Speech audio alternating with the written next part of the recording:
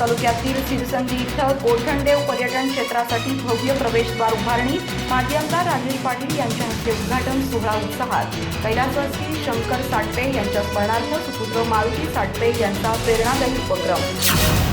आजरा तालुक्यातील सिरसंगी येथे श्री क्षेत्र गोठणदेव पर्यटन क्षेत्राकडे जाणाऱ्या मार्गावर कैलासवासी शंकर साटपे यांच्या स्मरणार्थ उभारण्यात आलेल्या भव्य प्रवेशद्वाराचे उद्घाटन माजी आमदार राजेश पाटील यांच्या हस्ते उत्साहात पार पडले। या कार्यक्रमाला ग्रामस्थांनी मोठ्या संख्येने उपस्थित राहून कैलासवासी साटपे यांना अभिवादन केले।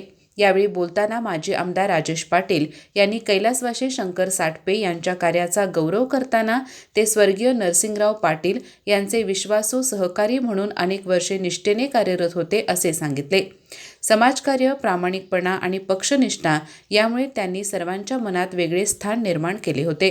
त्यांच्या स्मृती जतन व्हाव्यात आणि पुढील पिढीला प्रेरणा मिळावी या उद्देशाने सुपुत्र मारुती साटपे यांनी उभारलेले हे प्रवेशद्वार कौतुकास्पद असल्याचे त्यांनी नमूद केले।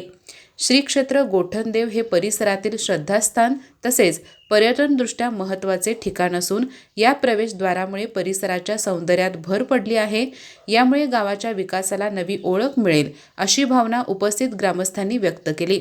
या उद्घाटन सोहळ्यास मुकुंददादा देसाई, मारुती साटपे, अभयदादा देसाई, सुभाष देसाई, सरपंच संदीप चौगुले, मधुकर यलगार, दिगंबर देसाई यांच्यासह ग्रामस्थ मोठ्या संख्येने उपस्थित होते। कार्यक्रमात कैलासवासी शंकर साटपे यांच्या कार्याचा गौरव करत त्यांना भावपूर्ण अभिवादन करण्यात आले। अधिक माहिती आणि ताज्या घडामोडींसाठी आजच आमचे चॅनल सबस्क्राइब करा।